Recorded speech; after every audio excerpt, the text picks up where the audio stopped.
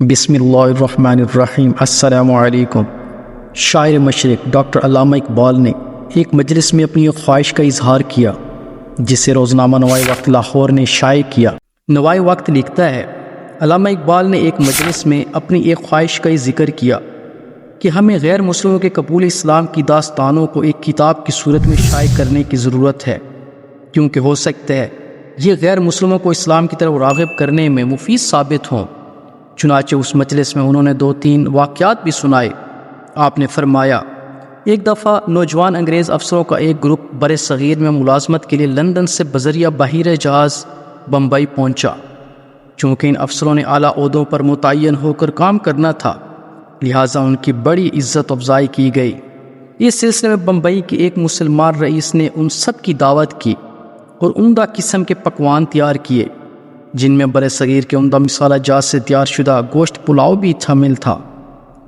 ان نوجوان افیسرز میں ایک افسر رائس یعنی چاولوں کا یہ نیا روپ اور نیا ذائقہ دیکھ اور چکھ کر اتنا متاثر ہوا اور حیران ہو کر پوچھا، یہ کیسی ڈش ہے اور کن لوگوں کی خوراک ہے؟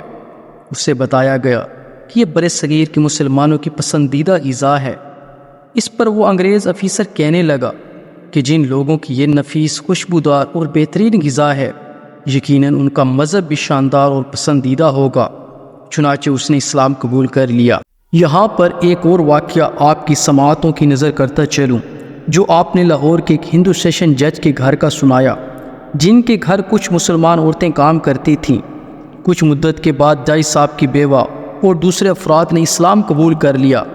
لاہور کے ہندو معاشرے میں اس سے طوفان برپا ہو گیا کہ ایک اعلیٰ گھرانے کے تعلیم یافتہ افراد نے اسلام قبول کر لیا ہے۔ چنانچہ بڑے معتبر اور مذہب سے تعلق رکھنے والے افراد ان کے گھر آئے اور ان کو سمجھانے کی کوشش کی کہ تم لوگوں نے کیا غضب کیا ہے، اپنے آبائی مذہب کو چھوڑ کر غیر ملکی مذہب قبول کر لیا؟ کیا تمہیں کسی نے لالچ دیا ہے یا ڈرایا دھمکایا ہے؟ آخر کیا بات ہے؟ انہوں نے جواب دیا، کوئی ایسی بات نہیں، بلکہ ہم نے اپنی مرضی اور خوشی سے یہ فیصلہ کیا ہے۔ اس کی وجہ یہ ہے کہ کچھ مسلمان عورتیں کافی مدت سے ہمارے گھر کام کرتی ہیں۔ چھوٹے موٹے کاموں کے علاوہ گھر کی صفائی اور گائے کا گوبر صاف کرنا بھی ان کی ذمہ داری میں شامل ہے۔ وہ کئی دن تک نہ تو نہاتی ہیں نہ ہی کپڑے تبدیل کرتی ہیں۔ ان کے باوجود ان کے جسم سے یا کپڑوں سے کسی قسم کی بدبو نہیں آتی، جبکہ ہم روزانہ نہاتے ہیں، لباس تبدیل کرتے ہیں، اور اگر ایک دن بھی نہانا چھوڑ دیں تو ہمارے جسم سے بدبو آنے لگتی ہے اور دن گزارنا مشکل ہو جاتا ہے۔ اس لیے ہم نے محسوس کیا کہ اسلام اور ایمان والی خوبی ہی ایسی ہے جو روزانہ نہانے کے بغیر انہیں پاکیزہ اور پسندیدہ رکھتی ہے۔ اس بات سے متاثر ہو کر ہم نے اپنی خوشی سے اور سوچ سمجھ کر اسلام قبول کیا۔